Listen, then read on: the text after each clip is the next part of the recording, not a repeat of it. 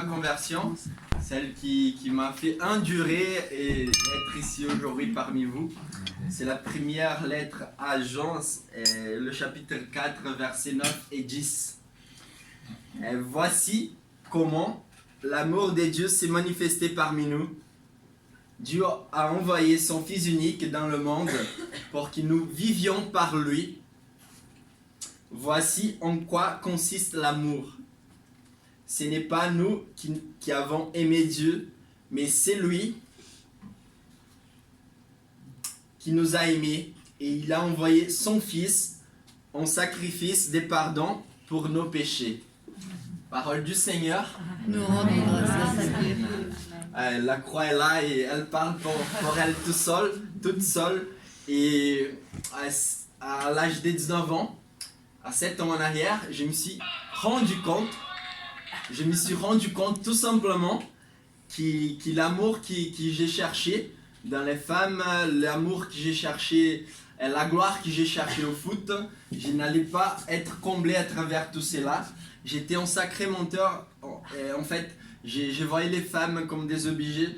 J'ai cherché dans toutes mes relations d'amitié une suite toujours. J'étais vraiment, j'avais plus des sentiments. J'avais des sentiments, mais j'avais des mauvais sentiments. J'avais mon cœur endurci, vraiment. Je suis rentré dans le péché mortel, dans une vie déréglée. Ma sexualité était déréglée, mon affectivité était déréglée, ma confiance en moi, la maîtrise de moi, de soi, elle n'était pas en moi. J'étais quelqu'un d'anxieux, de perturbé, on va dire. Je n'avais pas la maîtrise des choses et je n'avais pas le Christ. J'ai continué d'aller à la messe, mais le lendemain, j'allais faire des bêtises, quoi. Et même en étant grandi et élevé dans une famille chrétienne, je bénis le Seigneur par la famille de mes parents. Et le Seigneur me mettait dans mon cœur de vous parler de ce que le pape François parle aujourd'hui, de l'importance des anciens. C'était à travers ma mamie que je suis revenu à la foi. Elle n'était pas présente le jour que je me suis décidé par Christ, mais c'est elle qui m'a dit prie à Jésus, c'est elle qui m'a enseigné un chapelet tout simple. Et ça est resté en moi. En fait, je suis parti de chez moi à l'âge de 14 ans. À l'âge de 12-13 ans, j'allais comme d'ici à Paris tout seul en bus. Je faisais 4 heures, 5 heures de route pour aller m'entraîner. Je suis footballeur professionnel pour ceux qui ne savent pas. J'allais au centre de formation tout seul. Déjà, le Seigneur m'a mis sur la route à l'âge de 12 ans. Et bon... j'ai fait tous ces parcours tout seul. À 14 ans, j'ai passé à vivre dans le centre de formation. Et bon, j'ai dû devenir un homme plutôt. J'ai dû m'imposer au milieu d'autres jeunes de mon âge. Et bon, j'ai eu d'autres propositions que je n'avais pas eues chez moi. Et le Saint-Esprit que j'avais reçu au baptême et au jour de ma confirmation, il était là, même si je ne lui avais pas accueilli pleinement dans ces jours-là. J'avais pris la décision, mais ce n'était pas vraiment une décision pour la vie. Et à 19 ans, je reviens sur le jour de ma conversion.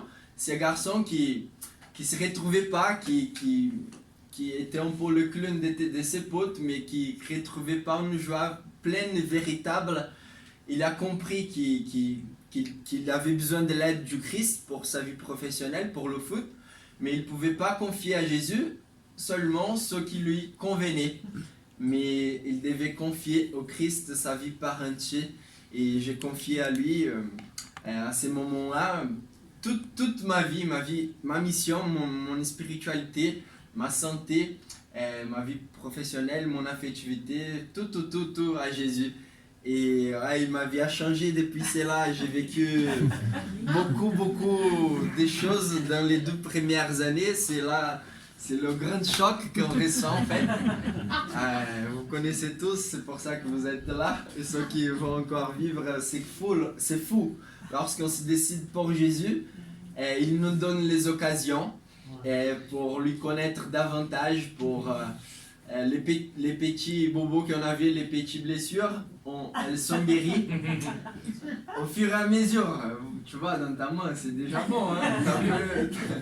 Bon, Elodie. Mais c'est vraiment cool, quoi. C'est une aventure avec le Christ. Il ne cesse pas de nous surprendre. Et j'ai retrouvé la vraie joie, la joie qui ne passe pas, qui démarre toujours. Et j'ai rien partagé sur la prière. Je me suis dit, je garde pour les témoignages. Mais lorsqu'il aussi a partagé le fait que Jésus nous attire, cette joie du Christ fait à chacun qui s'ouvre à cette rencontre, nous fait tressaillir. On ne peut pas expliquer, mais cette joie première d'une rencontre avec Jésus. Et c'est pour ça l'importance de la prière, d'être avec d'autres, mais déjà dans sa propre chambre. Là, je parle aux jeunes, c'est important d'écouter les anciens. J'ai écouté ma mamie.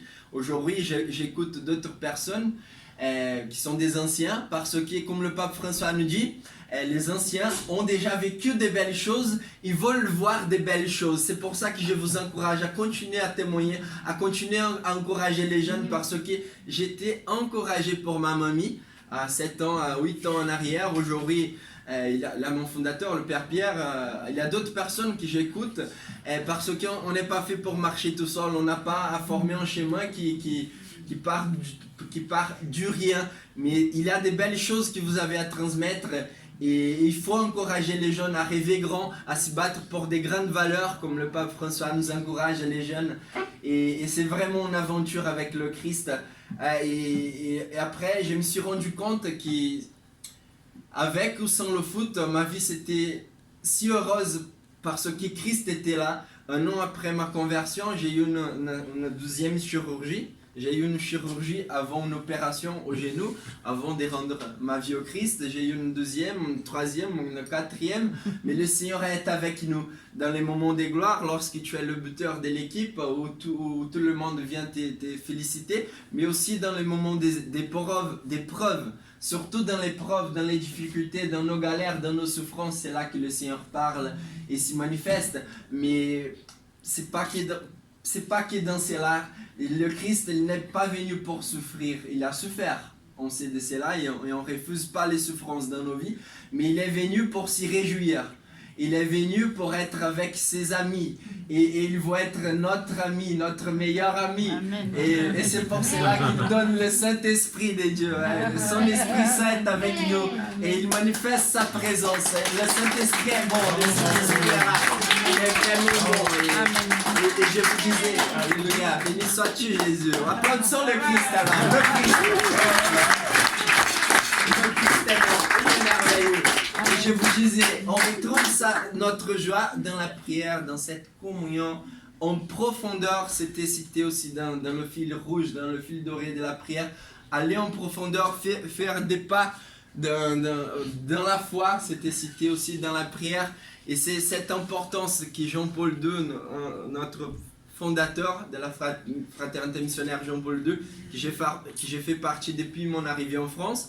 J'ai eu 2 ans de guérison et je suis tombé en France. Je ne pouvais plus témoigner. J'avais commencé à témoigner au Brésil et je ne pouvais plus. C'est pour ça que j'ai appris le français.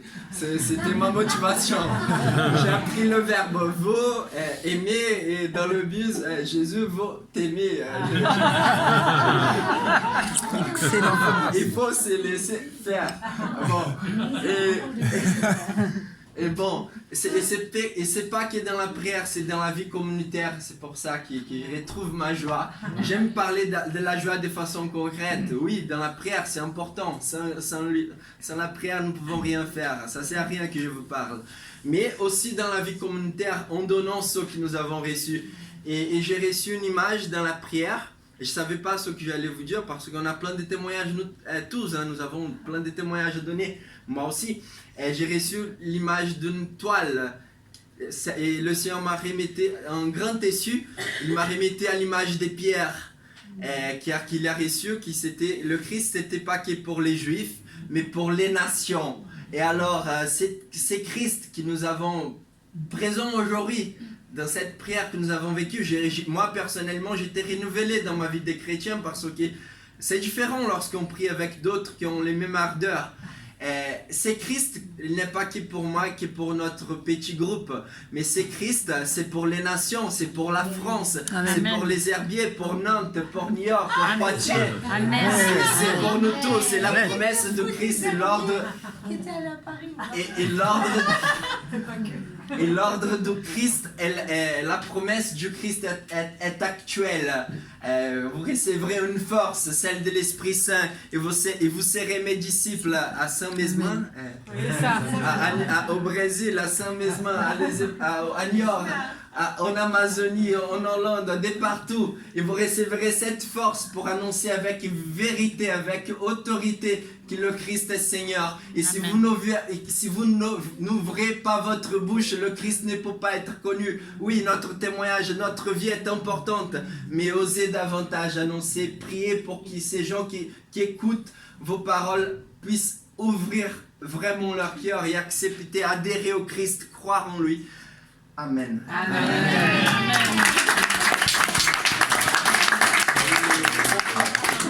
Pour pas être plus long, comme je témoigne au foot, je pense que ça peut être une curiosité. Et là, je vous annoncer le kérigme. Mais dans le foot, c'est la vie, c'est avec la vie. Je suis arrivé en Belgique.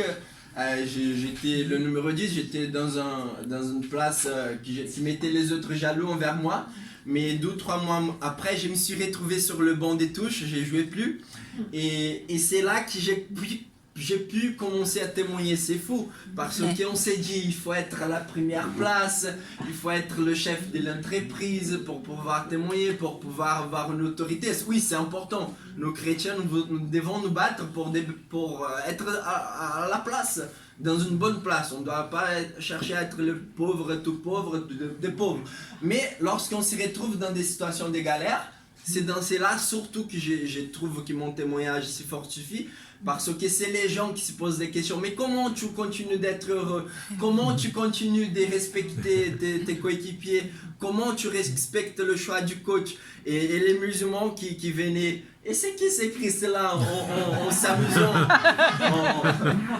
mais avec un manque de respect. 3 mois après, à travers le témoignage, ils se posaient vraiment des questions avec du respect, avec de la pudeur, mais ce Christ-là, il est vraiment présent dans ta vie.